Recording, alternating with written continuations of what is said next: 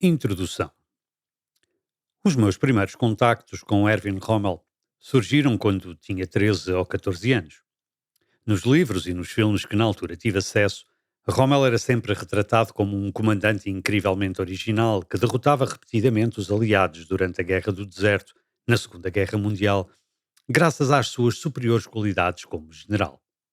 Simultaneamente, era descrito como um comandante muito próximo dos seus homens, preocupado com o seu bem-estar e que partilhava com eles todos os riscos que enfrentavam. Surgia também como um homem interno e apaixonado que mantinha o hábito diário de escrever uma carta à sua esposa. Finalmente, Rommel não era um fanático nazi, ao contrário de tantos generais alemães. Por tudo isto, era idolatrado pelos seus homens e respeitado de ambos os lados do campo de batalha. Hoje em dia, Rommel permanece um nome bem conhecido. Quando contei a várias pessoas que estava a traduzir e editar uma obra escrita por Rommel, muitos conheciam o seu nome e pude confirmar nessas conversas que a imagem que dele tinham era bastante semelhante àquela que eu possuía na minha adolescência. O que muitos não sabiam é que Rommel tinha sido também um comandante extraordinariamente bem-sucedido noutras campanhas que não a Guerra do Deserto, que, por exemplo, se lhe pode atribuir muita da responsabilidade da vitória alemã nos Países Baixos e em França em 1940, que foi o verdadeiro dinamizador da construção da assistência das fortificações que os aliados enfrentaram no dia D da Normandia, que entrou em conflito com Hitler e foi por este obrigado a suicidar-se, e, sobretudo, ignoravam completamente que Rommel tivesse também sido um soldado bem-sucedido na Primeira Guerra Mundial, onde tivera um papel mais importante do que aquele que a sua juventude e patente pudesse deixar adivinhar, e que chegara inclusivamente a ganhar a mais elevada condecoração do exército alemão da altura, a Pour le Mérite. Rommel compilou e publicou uma narrativa das suas experiências na Primeira Guerra Mundial em 1937, sob o título Infanterie greift an, que aqui se edita como Ataques de Infantaria. Tendo prestado serviço várias vezes como instrutor ao longo dos anos, quer em Dresden, quer na Academia de Guerra de Potsdam, o seu livro assentava, em boa parte, nos casos práticos que usava nas aulas. Rommel pretendia que ele fosse usado como texto de apoio para as aulas de outros instrutores, o que se nota sobretudo no final de cada secção, onde coloca um comentário com as lições que podem ser retiradas das situações que acaba de descrever. Revelando grandes dotes de escritor e desenhador, todas as ilustrações foram realizadas pelo próprio Rommel, usando um estilo vivo, direto e sem reprimir emoções. Ataques de Infantaria tornou-se um verdadeiro best-seller quando Rommel se tornou famoso devido aos seus feitos no norte de África. Em 1945, quando a sua venda foi temporariamente suspensa no final da Segunda Guerra Mundial, tinham sido vendidos cerca de 400 mil exemplares. A obra, agora vertida para português, continua hoje em dia a ser editada e vendida em várias línguas e ainda é usada como texto de estudo em várias academias militares no mundo ocidental. Em Ataques de Infantaria, Rommel apresenta uma narrativa muito viva e por vezes bastante gráfica das suas experiências na Primeira Guerra Mundial. A sua presença em diversos momentos importantes da guerra, como na Batalha das Ardenas em 1914, no subsequente avanço sobre Verdun, na Guerra de Trincheiras na Frente Ocidental, na campanha da Roménia e, sobretudo, na Batalha de Capureto, no norte de Itália, recomendam a leitura desta obra a quem quiser saber mais sobre o curso daquele conflito e como foi viver e lutar nele. Mas o que emerge claramente na narrativa é a personalidade e as capacidades de liderança do próprio Rommel. Rapidamente se pode adivinhar que os seus sucessos em ambos os conflitos mundiais não são obra do acaso e são até naturais, dadas as características que Rommel nos revela sobre si, página após página. Em primeiro lugar, destaca-se o elevado sentido da responsabilidade de Rommel. Este surge na narrativa continuamente preocupado em dar o melhor de si e em preservar a vida dos seus homens. Não se poupa a esforços. Em França, nos primeiros dias de guerra, chega mesmo a desmaiar após um ataque por estar tantas horas sem dormir. Nas montanhas dos Cárpatos, conduz os combates da sua unidade com o braço ao peito durante vários dias após ficar ferido. Cava com os seus homens nas trincheiras quando é preciso, conduz com ele as missões mais perigosas, sempre bem na frente. Para além do exemplo que quer ser para os seus homens, Rommel aplica-se afincadamente para o sucesso dos seus planos. Ernst Junger, oficial alemão de infantaria, autor de uma das memórias mais lidas da Primeira Guerra Mundial, é um de entre vários autores de ambos os lados que mencionam frequentemente o fatalismo do campo de batalha e de como é inútil o trabalho para melhorar sistemas defensivos ou fazer planos muito sofisticados, quando a morte ou a sobrevivência parecem tão aleatórias. Rommel, pelo contrário, trabalha obsessivamente para obter os melhores desfechos. As suas tropas cavam, melhoram posições a toda a hora, ensaiam os seus assaltos e usam as mais sofisticadas técnicas disponíveis para as missões a realizar. Eu estava decidido a deixar aquelas posições com o mesmo número de homens com que as tinha ocupado, escreve Rommel a certa altura. Suor poupa sangue, escreve noutra. Rommel é também extremamente audacioso.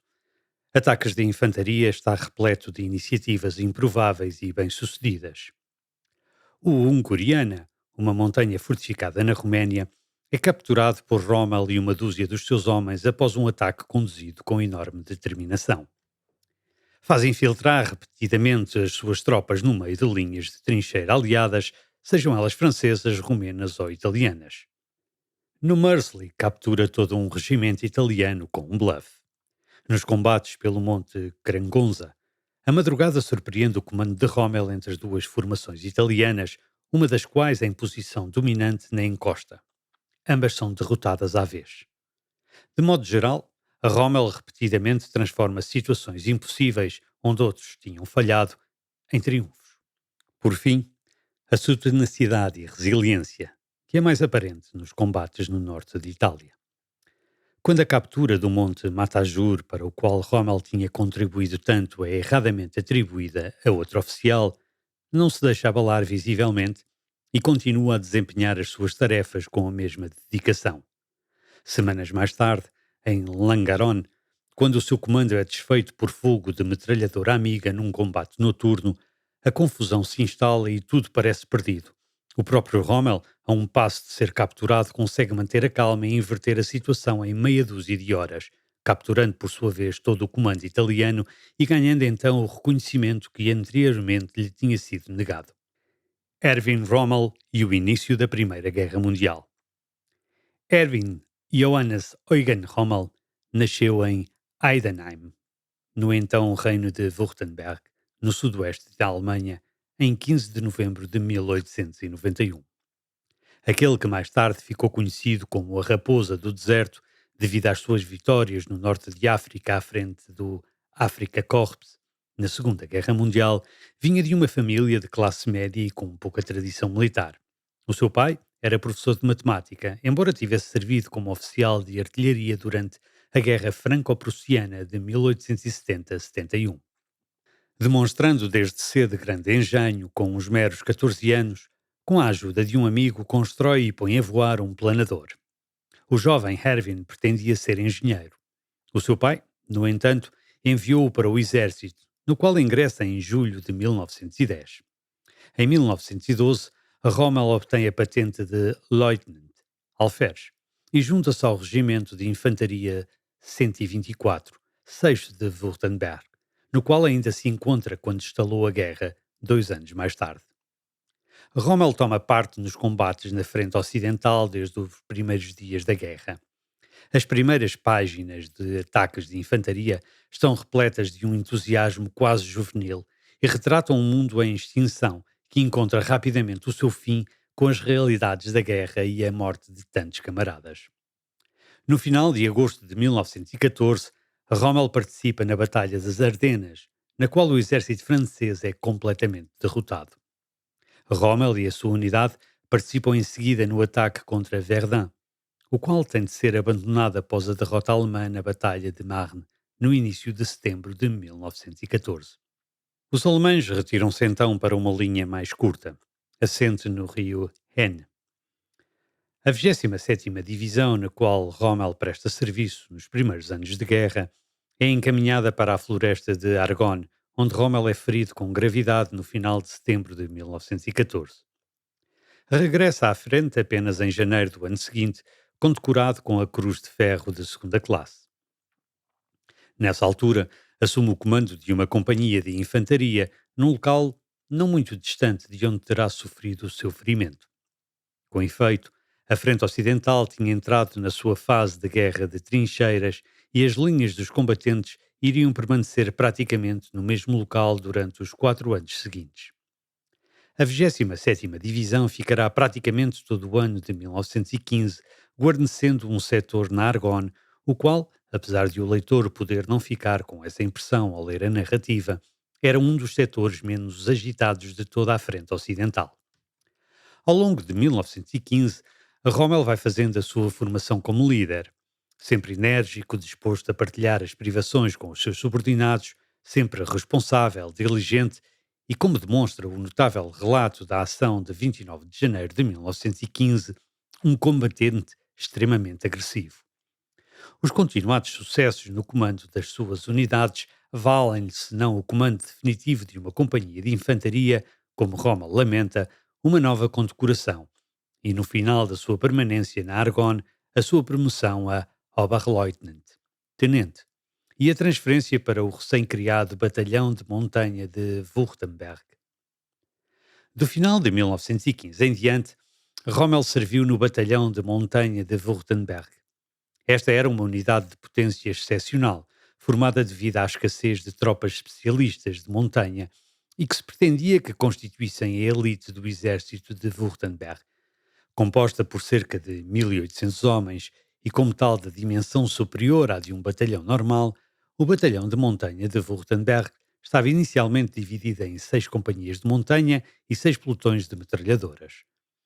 Estes eram combinados de forma variável conforme as missões a desempenhar em vários Abteilung, que aqui traduzimos por destacamento. Tal proporcionava unidades bastante flexíveis e potentes, de certo modo precursoras dos famosos Kampfgruppen da Segunda Guerra Mundial.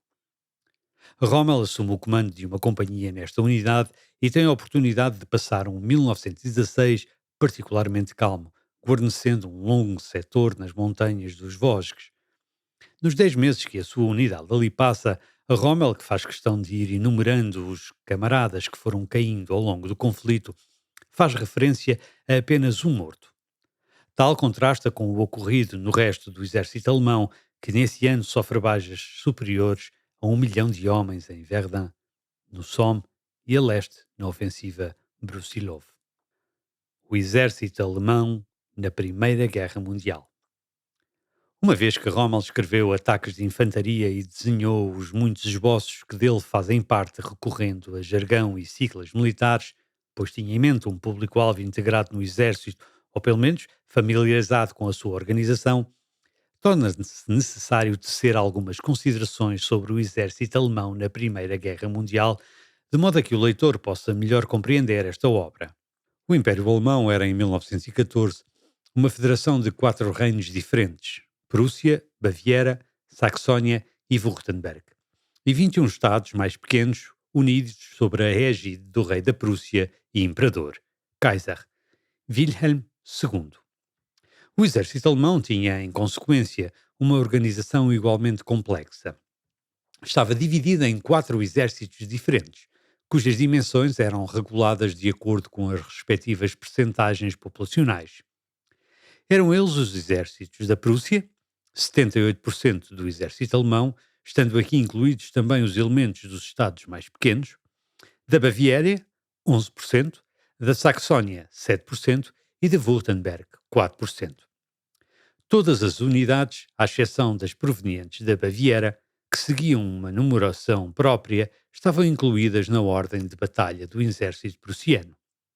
É assim que, por exemplo, as 2 divisões de infantaria do Reino de Württemberg são consistentemente referidas como a 26ª e 27ª divisões do exército alemão. Uma divisão de infantaria alemã tinha, em regra, no início da guerra, 17.000 homens. Estes estavam distribuídos por 2 brigadas de infantaria com 2 regimentos de infantaria cada uma brigada com 2 regimentos de artilharia, para além de elementos de engenharia, cavalaria e tropas de abastecimento e de comando. Cada regimento de infantaria, com cerca de 3.200 homens, estava por sua vez dividido em 3 batalhões de 4 companhias de infantaria cada um. Essencial para perceber os inúmeros mapas desenhados por Rommel é ter em conta que o exército alemão usava numerais romanos para se referir aos batalhões e árabes para as companhias. Deste modo, a sétima Companhia do 124º Regimento de Infantaria, no qual Rommel estava inicialmente colocado, pertencia ao segundo batalhão desse regimento. Mais tarde, Rommel será colocado na segunda Companhia, que pertencia ao primeiro batalhão, e depois na nona Companhia, pertencente ao terceiro batalhão. O 124º de Infantaria e o 123º Regimento de Granadeiros, o qual era a unidade da Guarda de Württemberg, constituíam a 53ª Brigada, a qual fazia por sua vez parte da 27ª Divisão. A experiência de combate e o elevado número de baixas conduziram a várias alterações na estrutura organizacional da Divisão de Infantaria Alemã ao longo da guerra. Todas as alterações foram no mesmo sentido: redução progressiva do número de soldados e de regimentos de infantaria numa divisão, ao mesmo tempo que estas eram equipadas com um número cada vez mais elevado de armas automáticas. Estas alterações não prejudicavam o poder de fogo total da divisão de infantaria, muito pelo contrário. Assim, se em setembro de 1914 cada regimento de infantaria possuía 6 metralhadoras pesadas, este número ascendia a 18 2 anos mais tarde. Em 1917, começam também a ser introduzidas metralhadoras ligeiras, de modo que, em setembro desse ano, cada regimento de infantaria possuía já um total de 66 metralhadoras, 18 pesadas e 48 ligeiras. A tendência de redução do número de combatentes e aumento do poder de fogo de cada unidade foi seguida por todos os beligerantes, a diferentes ritmos e, inclusivamente, prosseguiu na mesma direção durante a Segunda Guerra Mundial. As divisões de infantaria alemãs, como se notará várias vezes ao longo da leitura da obra, estavam adicionalmente divididas em divisões regulares e divisões de reserva. Uma divisão de reserva era geralmente de capacidade inferior a uma divisão regular, sendo guarnecida por soldados mais velhos, possuindo menos batalhões de infantaria, menos armas automáticas e menos artilharia.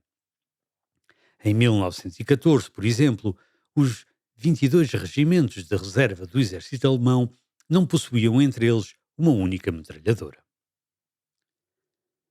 As campanhas da Roménia e de Itália.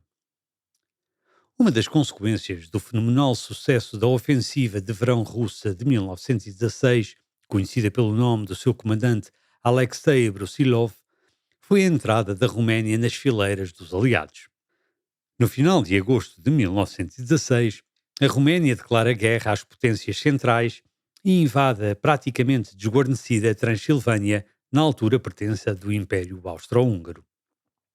A entrada da Roménia na Primeira Guerra Mundial é muitas vezes tratada como um episódio periférico, ou até como uma autêntica farsa. A entrada na guerra de uma potência militar de terceira classe com ambições pouco realistas, que ao fim de 4 meses de guerra já tinha sido derrotada de forma esmagadora e, inclusivamente, perdido o seu capital. Tal perspectiva não leva em conta a real gravidade da declaração de guerra, que colocou 600 mil soldados de um dia para o outro no campo aliado, numa altura em que as potências centrais estavam sobreestendidas, nem a fenomenal resposta das potências centrais. Com efeito, longe de ser um teatro de guerra periférico, as operações na Roménia constituíram no final de 1916 o ponto de concentração principal do esforço de guerra das potências centrais, forçando inclusivamente a suspensão da ofensiva alemã em Verdun. Tal introduziu-se no envio de várias unidades de elevada qualidade para a região. Na altura em que Rommel chega à Transilvânia, em finais de outubro de 1916, o batalhão de montanha de Württemberg ocupa posição no flanco ocidental da tentativa de penetração das linhas romenas nas montanhas, conduzida pelo 9º Exército Alemão. Essa ofensiva foi lançada com alguma urgência, devido à iminência do inverno. Se os alemães não conseguissem progredir rapidamente para sul, qualquer nova tentativa teria de ser realizada apenas na primavera, quando os passos ficassem novamente desbloqueados, o que conduziria à perda de inúmeros meses. A ofensiva alemã é, no entanto, bem sucedida, ainda que apenas à segunda tentativa, sendo Bucareste tomada a 6 de dezembro de 1916.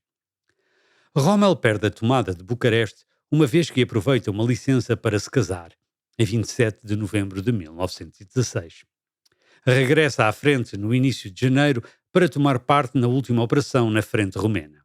Nessa altura, os romenos retiram-se para a linha do rio Seret, onde, com apoio russo, conseguem manter uma fração do território do seu país.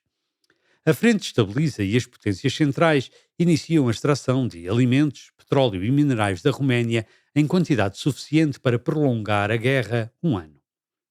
O batalhão de montanha de Württemberg regressa ao seu setor nas montanhas de Vosges, onde permanece até ao final de julho de 1917. Rommel e a sua unidade regressam à frente leste, onde em agosto de 1917 participam numa ofensiva com o objetivo declarado de colocar a Roménia fora da guerra. Mas o exército romeno tinha sido, nos meses anteriores, consideravelmente reequipado e treinado. O capítulo de ataques de infantaria dedicado à ofensiva de verão na Roménia revela uma luta bastante dura, plena de ataques e de contra-ataques, durante a qual Rommel chega a dirigir, ao longo de vários dias, com o braço ao peito, os combates de um número de unidades cada vez maior, testemunho claro tanto da gravidade da situação como da sua crescente competência e da confiança que goza junto dos seus comandantes. O exército romeno consegue deter a ofensiva das potências centrais e só a saída russa da guerra, alguns meses mais tarde, levará a Roménia, por sua vez, a pedir a paz. Em outubro de 1917, Rommel e o batalhão de montanha de Württemberg são transferidos para a frente italiana. Dada a pressão crescente dos italianos sobre o exército austro-húngaro, o alto comando alemão decide criar o 14º Exército e, com ele, reforçar os seus aliados em Itália.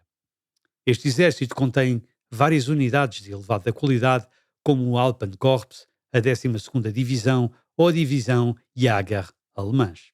Não só as unidades individuais são do melhor que os alemães têm, como também nesta altura da guerra o exército alemão é qualitativamente superior a todos os outros, seus aliados ou inimigos, em termos de doutrina, liderança e equipamento. Em contraste, o exército italiano é caracterizado por uma liderança arrogante e distante dos seus soldados e das reais circunstâncias da guerra. Mesmo em 1917, os italianos não dispõem sequer de alicates para cortar o arame farpado que protege as posições defensivas austríacas.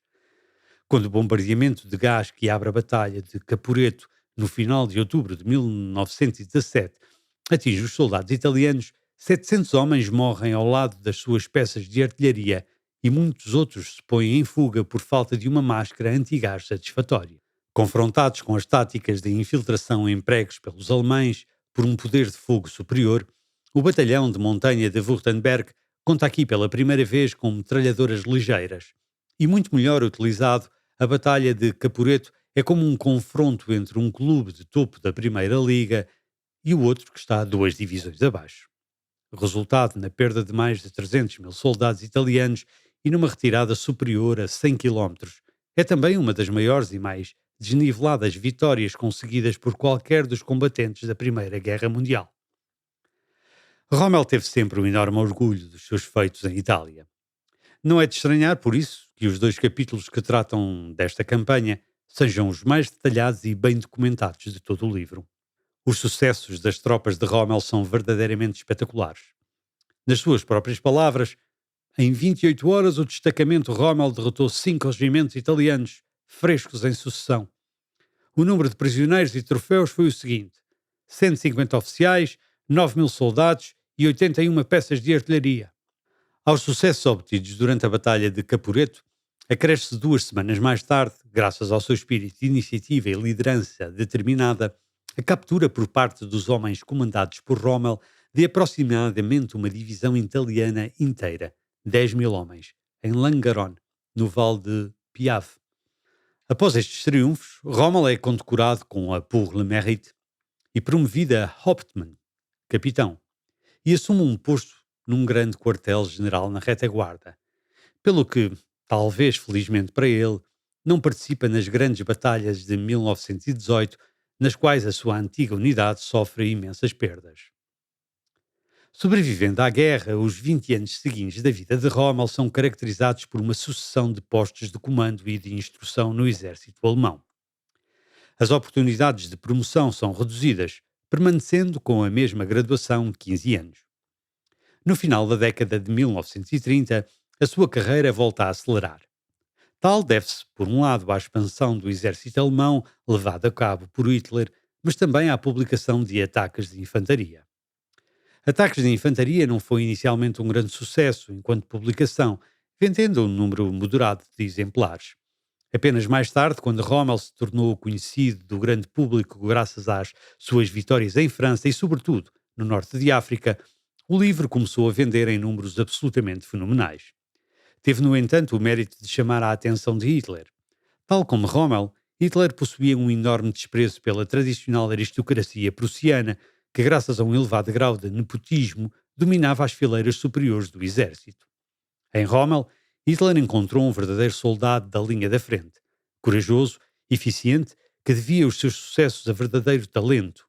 Em 1938, Hitler nomeou o obscuro coronel Oberst Rommel como o comandante da sua guarda pessoal.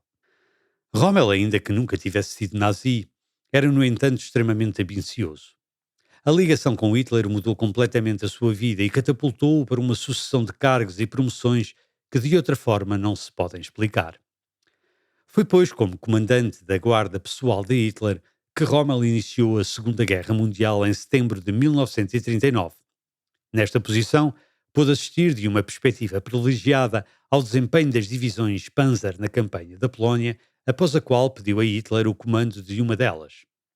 Em fevereiro de 1940, o então Major-General General-Major Rommel, oficial sem qualquer experiência de blindados ou de cavalaria, assumiu o comando da recém-criada 7ª Divisão Panzer, uma das apenas 10 divisões blindadas que o exército alemão tinha na altura. Esta nomeação foi realizada ignorando completamente os procedimentos normais existentes no exército alemão e apenas se explica graças à ligação existente entre Hitler e Rommel. Acabou, no entanto, por ser um comando particularmente afortunado.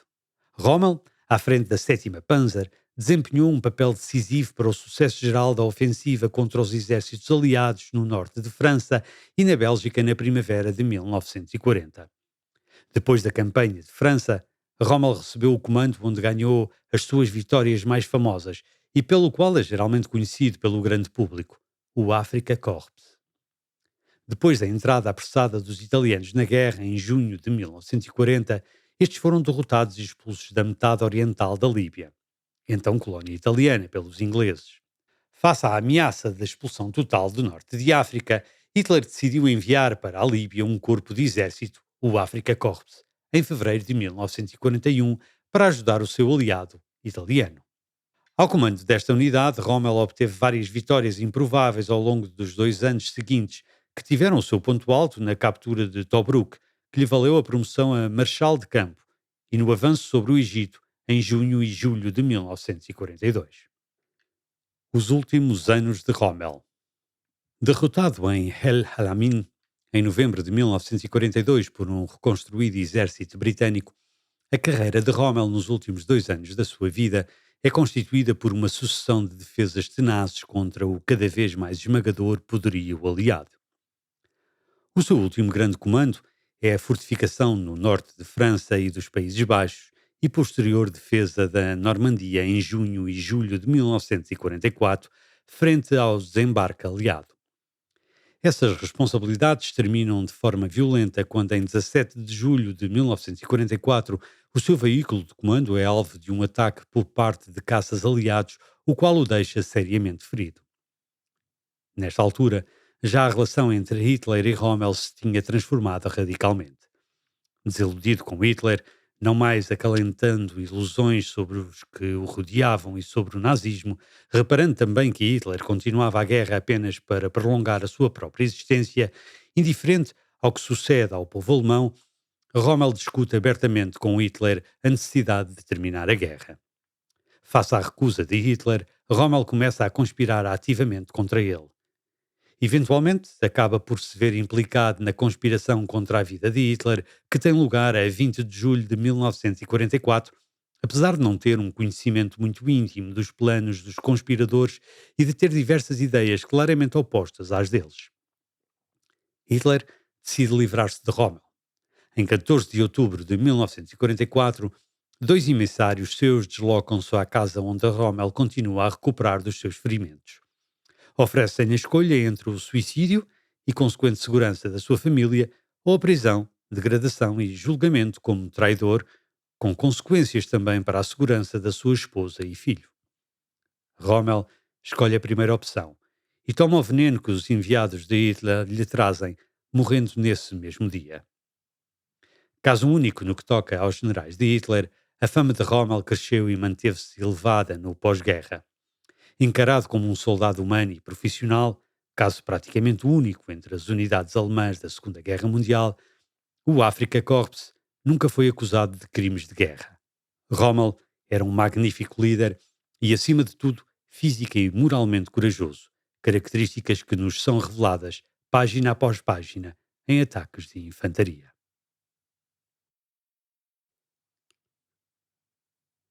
Capítulo 2. Combates na Argonne, 1915. O setor da companhia no Val de Charlotte. Tive alta do hospital pouco antes do Natal, mas a minha ferida não estava completamente curada. Ainda andava com dificuldade. Servir num batalhão de reposição não era agradável, de modo que regressei à minha unidade. Juntei-me ao regimento na zona ocidental da Argonne, em meados de janeiro de 1915. A estrada sem destino que partia de Binarville até ao posto de comando do regimento revelava bem como eram as condições na floresta de Argonne. Assumi o comando da nona companhia, a qual precisava de um comandante. Um estreito caminho, construído a partir de madeira de árvores derrubadas, partia do posto de comando do regimento e prolongava-se por cerca de 800 metros. Balas de espingarda voavam de vez em quando pela floresta fria e algumas granadas assobiavam por cima da minha cabeça, forçando-me a procurar abrigo na muito enlameada trincheira de comunicação.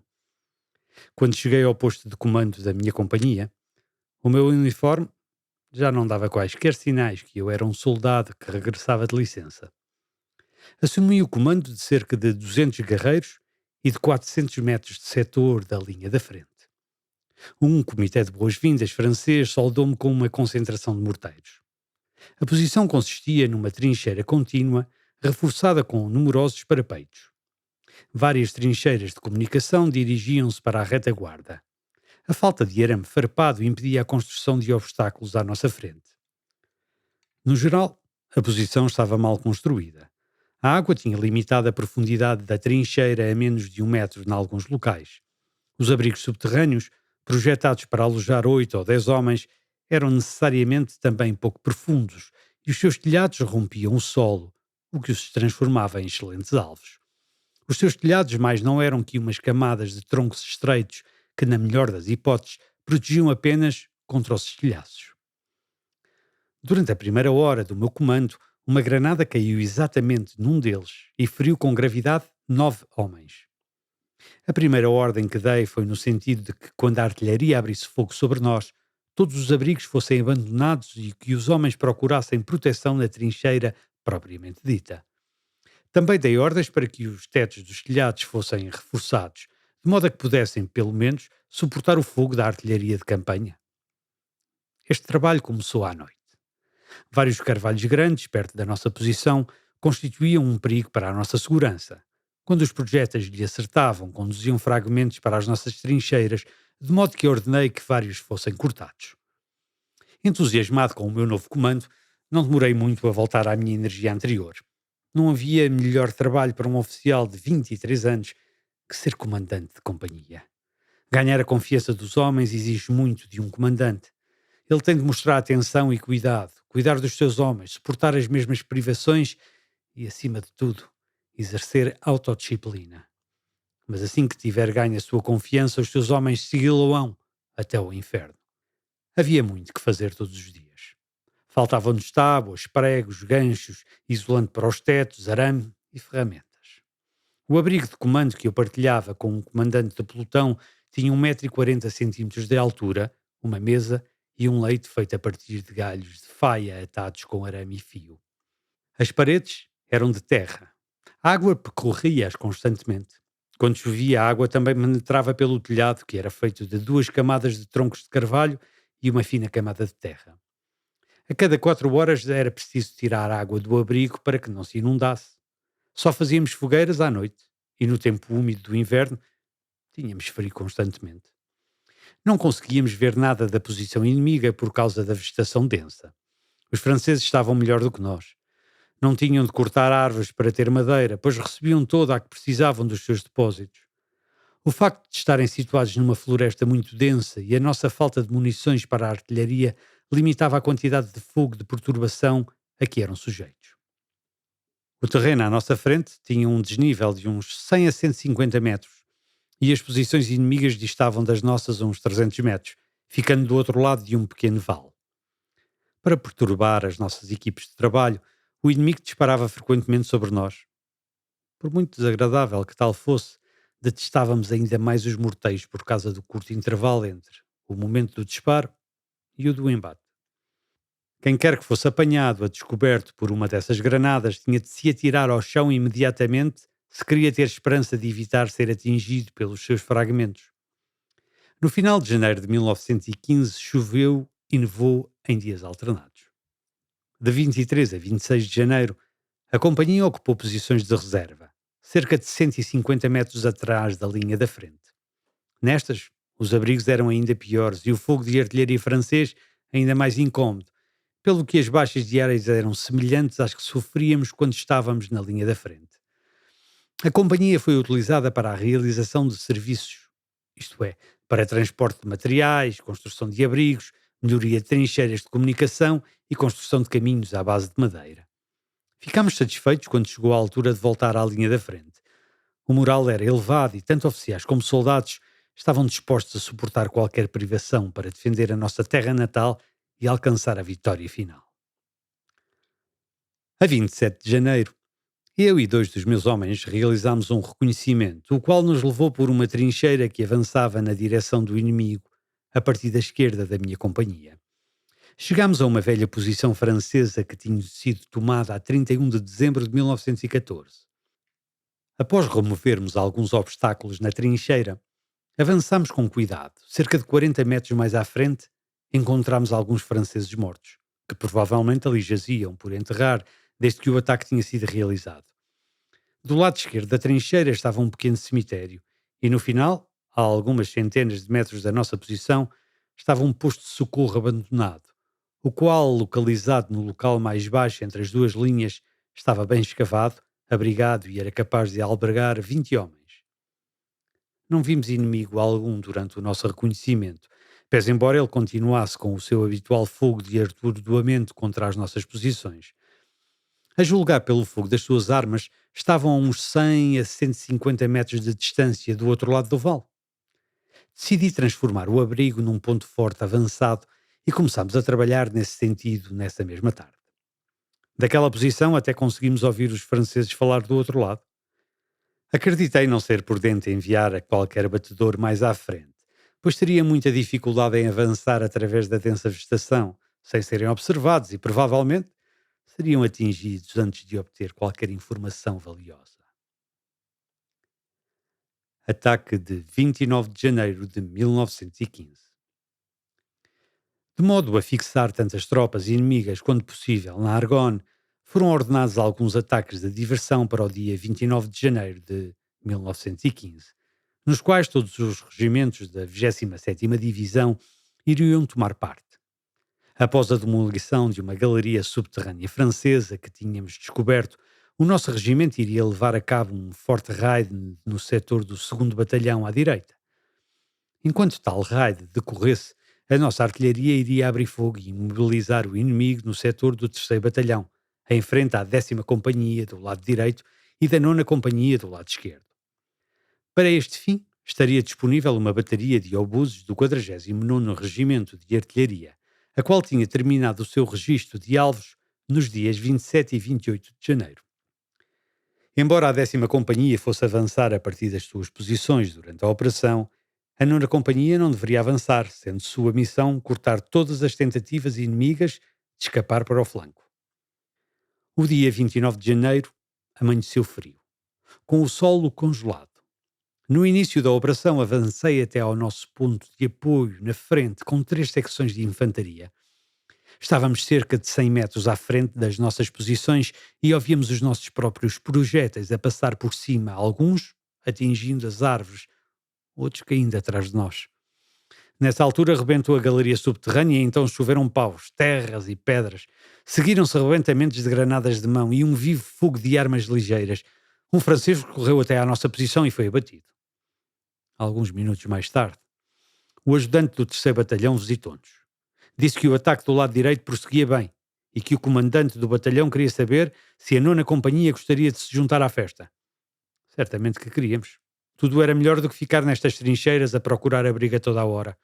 Percebi que não poderia conduzir a minha companhia para fora das trincheiras em formação de combate, pois a artilharia e as metralhadoras inimigas tinham a nossa mira e qualquer avanço da nossa parte seria relatado pelos seus observadores nas copas das árvores. Para evitar esta situação, ordenei aos meus homens que rastejassem até uma trincheira que se estendia até à linha da frente, desde a nossa direita. Depois de terem chegado ao fim do trilho, dispuseram-se do lado esquerdo e 15 minutos mais tarde a companhia estava reunida numa área 80 metros à frente da nossa posição, no declive que conduzia ao inimigo. Com cuidado, rastejámos pela vegetação rasteira na direção do inimigo. Mas antes de que pudéssemos alcançar a depressão, este abriu fogo sobre nós com um fogo de espingarda e metralhadora, detendo-nos. Não havia cobertura. Ouvíamos as balas a atingir o solo gelado. Mais à frente, uns quantos carvalhos abrigavam uma mão cheia dos meus homens. Não consegui ver o inimigo, nem com os binóculos. Sabia que ficar onde estávamos nos iria custar muitas baixas, pois embora o fogo inimigo não fosse preciso, era muito volumoso. Dei a volta à cabeça para encontrar modo de sair deste enredo sem sofrer baixas pesadas. É nestas alturas que a responsabilidade pelo bem-estar ou pela desgraça dos nossos comandos pesa toneladas na consciência de um comandante. Tinha acabado de decidir avançar até à depressão 50 metros à nossa frente, uma vez que nos oferecia mais alguma proteção do que o sítio onde estávamos, quando ouvimos o sinal de ataque sendo dado ao longe, à direita. O meu corneteiro estava junto a mim e filo soar o toque de carga. Apesar do intenso volume de fogo que nos era dirigido, a 9ª Companhia pôs-se de pé e, gritando encorajamento, lançou-se para a frente. Atravessámos a depressão e alcançámos o arame farpado francês. Nesta altura vimos o inimigo abandonar apressadamente a sua forte posição. Calças vermelhas brilhavam pela vegetação. Casacos azuis voavam. Totalmente desinteressados nos despojos deixados nas posições abandonadas, fomos em sua perseguição. Mantendo-nos perto do inimigo, conseguimos esmagar outras 2 linhas defensivas que tinham sido bem fortificadas com arame farpado. O inimigo fugia à nossa frente em cada nova posição antes que pudéssemos chegar perto dele, dando testemunho da sua fraca resistência. Não sofremos quaisquer baixas. Referência à ilustração 11, na edição impressa. Passámos uma elevação e os bosques começaram a ficar menos densos. Podíamos ver o inimigo a correr à nossa frente, numa massa densa, pelo que o perseguíamos, disparando à medida que avançávamos. Alguns elementos da companhia limpavam os abrigos, enquanto os restantes continuaram a avançar até chegar à orla da floresta, 500 metros a oeste de Fontaine-aux-Charmes. Aqui, estávamos 700 metros a sul das nossas posições iniciais. Agora o terreno descia outra vez. O inimigo em fuga tinha desaparecido na vegetação rasteira. Perdemos contacto em ambos os flancos e, tanto atrás de nós como nos 2 flancos, ouvíamos os sons de vivo combate. Reuni a companhia e ocupei a orla do bosque, a oeste de Fontaine-aux-Charmes, tentando depois restabelecer contacto com as unidades adjacentes. Houve uma gargalhada geral quando um soldado trouxe algumas peças de lingerie feminina de um dos abrigos. Uma companhia de reserva reforçou-nos e, depois de lhe dar a tarefa de restabelecer o contacto, avançámos colina abaixo para o sudoeste através da vegetação rasteira deste setor, no qual as árvores tinham sido quase todas cortadas. A minha unidade avançava numa coluna atrás de fortes elementos de segurança. Tínhamos acabado de atravessar uma depressão quando um fogo vivo, proveniente da nossa esquerda nos forçou ao chão. Não conseguíamos ver o inimigo. De modo a manter a nossa velocidade, desviámos-nos para o oeste. Rodeámos o fogo inimigo e retomámos o nosso avanço para sul através de bosques pouco densos. No limite superior destes bosques, encontramos subitamente uma rede de arame farpado, a qual tinha uma dimensão que nunca antes tínhamos encontrado. Com 80 a 100 metros de profundidade, estendia-se para ambos os flancos até tão longe quanto nos era possível observar. Os franceses também tinham derrubado toda a floresta nesta faixa. Do outro lado deste obstáculo, que se encontrava numa encosta de declive suave, podia ver três dos meus homens acenando. Um deles era o soldado Mate, o mais jovem dos nossos voluntários, de modo que parecia claro que o inimigo ainda não tinha ocupado esta forte posição. Pensei que a captura e defesa desta posição, até que chegassem reforços, seria uma ação importante e valiosa. Tentei avançar através do estreito caminho que se dirigia através do arame farpado, mas fogo inimigo a partir do lado esquerdo obrigou-me a procurar abrigo. O inimigo estava a uns 300 a 400 metros de distância e certamente não me conseguia ver, dada a densidade do arame, mas ricocheteavam balas à minha volta enquanto rastejava pela posição. Ordenei à companhia que me seguisse, mas o comandante do meu pelotão da frente perdeu a coragem e deixou-se ficar, no que foi imitado pelo resto da companhia, que se abrigou atrás do arame. Não consegui que se movessem nem gritando nem gesticulando. Esta posição, construída como uma fortificação, não podia ser defendida só por três homens. Era necessário que toda a companhia me seguisse. Correndo para o oeste, encontrei outra passagem através dos obstáculos. Regressei rastejando até onde a companhia estava, onde informei o comandante do meu pelotão dianteiro que podia obedecer às minhas ordens ou seria abatido ali mesmo. Ele escolheu a primeira hipótese. E apesar de intenso fogo de armas ligeiras vindo da esquerda, todos rasteámos pelo obstáculo e chegámos à posição construída pelo inimigo.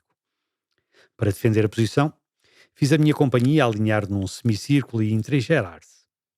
A posição chamava-se Central e estava construída de acordo com as regras mais modernas. Fazia parte do sistema defensivo que atravessava a Argonne e incluía fortes blockhouses, distantes 50 metros entre si, a partir dos quais os franceses podiam proteger as suas extensas redes de arame farpado com fogo de metralhadora, tanto frontal como de flanco. Estes blockhouses estavam ligados por uma linha de parapeitos, estando tão elevados que o fogo do parapeito poderia alcançar qualquer parte da rede do arame farpado que estivesse ao alcance. Este parapeito estava separado do arame farpado por uma vala com 5 metros de largura, coberta com água, que nesta altura do ano tinha congelado. Existiam profundos abrigos por detrás da linha de parapeitos e uma estrada estreita percorria a uns 10 metros dela. A altura da muralha onde estavam os parapeitos era tal que escondia quaisquer veículos que estivessem a usar a estrada. Éramos sujeitos a fogo de armas ligeiras considerável a partir da esquerda, mas do lado direito as fortificações inimigos pareciam estar desocupadas. Cerca das 9 horas escrevi a seguinte mensagem para o comando do meu batalhão. A nona companhia ocupou várias fortificações francesas quilómetro e meio a sul da linha de partida. Defendemos uma secção que atravessa a floresta. Peço apoio imediato e reabastecimento de munições de metralhadora e granadas de mão. Entretanto, as tropas tentavam escavar no solo congelado com as suas pás, mas só conseguiram fazer algum progresso quando usavam picaretas e enxadas. Já estávamos a trabalhar há meia hora, quando o posto avançado no flanco esquerdo nos informou que o inimigo se estava a retirar através do arame farpado, cerca de 600 metros a leste, numa densa coluna. Ordenei a um pelotão que disparasse. Parte do inimigo procurou abrigo, mas outros, que ainda estavam a norte do obstáculo, viraram mais para leste e aparentemente alcançaram a estrada coberta que passava por trás das fortificações, pois pouco depois de termos aberto fogo fomos atacados a partir daquela direção. Uma vez que as nossas tentativas para nos entrincheirarmos não estavam a dar grande resultado, procurei outro sítio para dispor a companhia. 200 metros para a direita, havia uma curva na posição inimiga, a qual seria um excelente sítio para estabelecer uma posição defensiva, se realmente quiséssemos manter a nossa testa de ponte nas fortificações inimigas.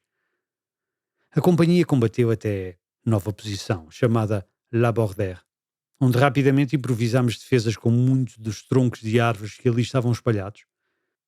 Dali abrimos fogo intenso, independente, sobre a força inimiga à direita e detivemos-los a cerca de 300 metros de distância. O inimigo decidiu entrincheirar-se naquela posição e pouco depois o seu fogo abrandou até cessar na totalidade. A minha testa de ponte incluía 4 blockhouses, estando a minha companhia disposta em semicírculo com um pelotão de 50 homens oculto em reserva entre a rede de arame farpado e a fortificação. Nesta zona havia outra passagem que zigue-zagueava pelo campo onde estava a rede de arame farpado. O tempo passava e começámos a ficar ansiosos acerca dos nossos reforços e abastecimentos. Subitamente, novas informações provenientes da direita indicavam que mais franceses retiravam através do arame farpado, a cerca de 50 metros das nossas posições. O comandante do pelotão queria saber se devia abrir fogo. Que outra coisa poderíamos fazer? Em breve iríamos entrar numa luta muito feia e não valia a pena permitir aos franceses que a começassem sem sofrer baixas. Se disparássemos imediatamente, os franceses virariam para o oeste e entrariam na posição fortificada pela passagem seguinte. Também era possível que cortassem a nossa linha de comunicações e nos isolassem. Abri fogo. Referência à ilustração 12 na edição impressa. Atingimos o inimigo que se aproximava com fogo rápido a partir das altas fortificações francesas. Seguiu-se uma luta amarga, na qual os franceses lutaram com bravura. Felizmente, a maior parte do novo inimigo, que estimávamos totalizar um batalhão, virou para o oeste, atravessou a rede de arame farpado, 300 metros adiante, e voltou-se contra nós. Desde o oeste, numa frente ampla. O cerco fechava-se à volta da nona companhia, restando apenas uma estreita passagem pelo arame farpado para nos ligar ao nosso batalhão, estando inclusivamente essa artéria coberta pelo fogo inimigo proveniente de leste e oeste. À direita, o nosso elevado volume de fogo mantinha o inimigo pregado no chão, mas os franceses tinham feito progresso e aproximavam-se perigosamente. As munições começavam a escassear e vi-me forçado a tirar ao pelotão de reserva a maioria do seu equipamento. Soldados valentes trouxeram-no até à linha de fogo. Reduzi o volume de fogo para poder conservar munições tanto tempo quanto possível. O inimigo do lado ocidental continuava a aproximar-se cada vez mais. Que faria eu quando tivesse gasto todas as munições? Ainda tinha esperança que chegasse a ajuda do batalhão. Os minutos pareciam uma eternidade. Travou-se uma dura batalha em volta do blockhouse na extrema-direita, tendo nós gasto as nossas últimas granadas na sua defesa. Poucos minutos depois, por volta das 10h30, uma secção de assalto francesa conseguiu tomá-la e usou as suas aberturas de fogo para colocar fogo de espingarda e de metralhadora nas nossas costas. Esta informação chegou-me na mesma altura em que uma mensagem do comando do batalhão foi gritada por cima do arame farpado por um mensageiro. O batalhão está em posição 800 metros a norte deste local e a entrincheirar-se. A companhia de Rommel deve retirar-se. Apoio impossível. A linha da frente pedia mais munições e as que tínhamos eram suficientes para apenas mais 10 minutos. Era a altura de tomar uma decisão. Devíamos quebrar contacto e fugir através da estreita passagem debaixo de um pesado fogo cruzado? Tal manobra iria custar-nos, no mínimo, 50% de perdas. Também podíamos disparar as munições que restavam e depois render-nos, mas tal estava fora de questão. Tinha ainda outra possibilidade. Atacar o inimigo, desorganizá-lo e depois retirar. Estava aí a nossa única hipótese de salvação. Era verdade que o inimigo não nos era numericamente muito superior, mas nunca a infantaria francesa tinha resistido a um ataque dos meus soldados. Se o inimigo a oeste fosse posto em retirada, teríamos hipótese de passar por baixo dos obstáculos e preocupar-nos apenas com o fogo mais distante do inimigo situado a leste. A velocidade era essencial para o nosso sucesso, pois tínhamos de partir antes que aqueles que iríamos atacar pudessem recuperar do seu choque. Não perdi tempo a dar a minha ordem de ataque. Todos sabiam como a nossa situação era desesperada e todos estavam decididos a fazer o seu melhor. O pelotão da reserva avançou para a direita, recapturou a blockhouse que tínhamos perdido e levou tudo à frente com o seu ímpeto. O inimigo pôs-se em fuga. Com os franceses a fugir para o oeste, tinha chegado o momento adequado para pôr fim ao combate. Apressámos-nos para leste e ultrapassámos a rede de arame farpado, um de cada vez, tão depressa quanto nos foi possível. Os franceses do lado oriental dispararam sobre nós, mas a 300 metros de distância. Não há muita probabilidade de atingir o alvo que se move rapidamente. Ainda assim, alguns homens foram atingidos. Quando o inimigo do lado ocidental recuperou do seu choque e regressou ao ataque, A maior parte da minha unidade já se encontrava no lado seguro do arame farpado.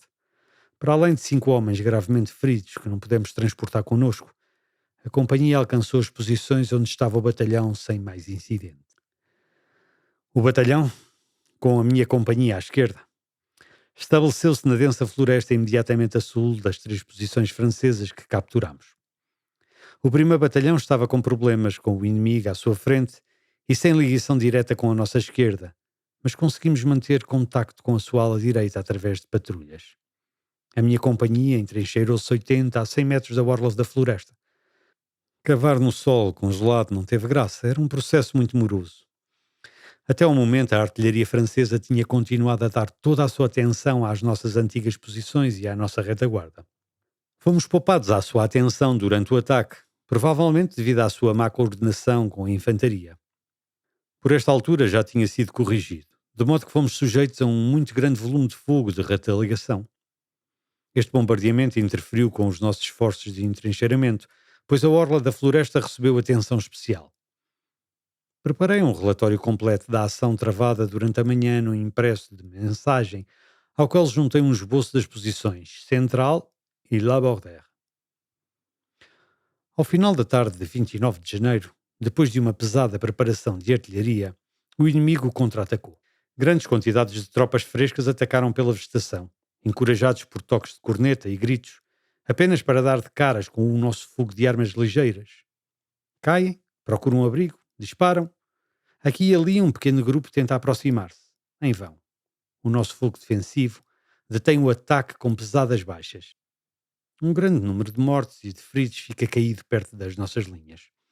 A coberto da escuridão, os franceses retiraram-se para a orla da floresta a uns 100 metros e entrincheiraram-se. O fogo de infantaria diminuiu e nós começámos também a escavar, pois as nossas trincheiras só tinham 50 centímetros de profundidade. Antes que conseguíssemos fazer muito mais progresso, projéteis de artilharia francesa começaram a cair sobre nós. Granadas revestidas de aço, de design americano. Rebentavam por toda a parte e enviavam fragmentos de metal se elevando pela noite de inverno, desfazendo árvores enormes como se fossem fósforos. As nossas posições não ofereciam cobertura adequada do fogo de perturbação que, com poucas pausas, foi mantido contra nós a noite toda. Enrolados em cobertores, sobretudos e lonas de tenda, tremíamos de frio nas nossas pouco profundas trincheiras. Podia ouvir os homens saltar quando cada nova concentração de fogo nos atingia. Perdemos 12 homens durante a noite, mais do que durante todo o ataque realizado nesse dia. Não foi possível trazer comida até à frente. De madrugada, o fogo da artilharia inimiga diminuiu. Começámos a trabalhar para aprofundar as nossas posições, mas não tivemos muito tempo. Às 8 horas, o fogo da artilharia forçou-nos a desistir. Este foi seguido por um forte ataque de infantaria, que derrotámos sem grande dificuldade. Os ataques seguintes tiveram todos o mesmo destino. Pela tarde, as nossas posições estavam suficientemente profundas para que nos pudessem deixar de preocupar com os efeitos do fogo de artilharia. Não possuíamos trincheiras de comunicação com a retaguarda, pelo que tivemos de esperar pela noite para termos a nossa primeira refeição quente. Início das observações de Rommel. O ataque de 29 de janeiro de 1915 revelou a superioridade da infantaria alemã. O ataque, da nona Companhia, não podia ter constituído surpresa e torna-se difícil compreender porque perdeu a infantaria francesa a coragem e abandonou uma posição defensiva bem preparada, abundantemente protegida de arame farpado, com 3 linhas de profundidade e bem equipada com metralhadoras. O inimigo sabia que o ataque estava iminente e tinha tentado deter-nos com um denso fogo de interdição. O facto de sermos capazes de recorrer à ação ofensiva e escapar da posição Labordère, cercada, é prova mais do que suficiente das capacidades de combate das nossas tropas. Foi lamentável que nem o batalhão nem o nosso regimento fossem incapazes de explorar o sucesso da nona Companhia. Com 3 batalhões na linha da frente, não tínhamos reservas adequadas disponíveis. Falta de munições para as armas ligeiras e de granada de mão aumentaram as nossas dificuldades na defesa de Labordère. Várias coisas aconteceram ao mesmo tempo que tornaram a nossa situação muito crítica. Em primeiro lugar, o inimigo capturou o blockhouse da extrema-direita. Em segundo lugar, recebemos ordens do batalhão para retirar. Em terceiro lugar, tínhamos poucas munições. E, finalmente, a nossa via de retirada através do arame farpado estava coberta pelo fogo inimigo. Qualquer decisão que não fosse a que foi tomada teria resultado em enormes baixas, se não na nossa completa destruição. Acima de tudo, era impossível esperar até que caísse a noite, pois bem antes das 11 da manhã já teríamos disparado a última bala. Atacar a força inimiga mais fraca, a leste, não traria dividendos, pois o ataque francês mais agressivo vinha do oeste, e atacar para leste forneceria também aos atacantes do lado ocidental uma excelente oportunidade de nos atacar pelas costas. A retirada em Labordère confirma as instruções no manual de serviço. Quebrar contacto com o inimigo tem mais probabilidades de suceder após uma manobra ofensiva bem-sucedida. Ao fazermos os nossos precipitados preparativos para o ataque, não pensámos em levar connosco as nossas pesadas ferramentas de entrincheiramento. O solo congelado tornou as nossas ferramentas mais ligeiras completamente inúteis. No ataque, a pá é tão importante quanto a espingarda. Embora tivéssemos um melhor campo de tiro a partir da orla da floresta, a nova posição situava-se 100 metros no interior dos bosques. Não tínhamos intenção de sujeitar as tropas a uma repetição do que tinha acontecido por ocasião do bombardeamento do bosque de Defuy, e ainda assim dispunhamos de um campo de tiro suficientemente bom para repelir os diversos ataques da artilharia francesa com pesadas baixas. As baixas causadas pela artilharia inimiga durante a noite de 29 para 30 de janeiro foram tão pesadas porque as tropas não se entrincheiraram com a profundidade adequada.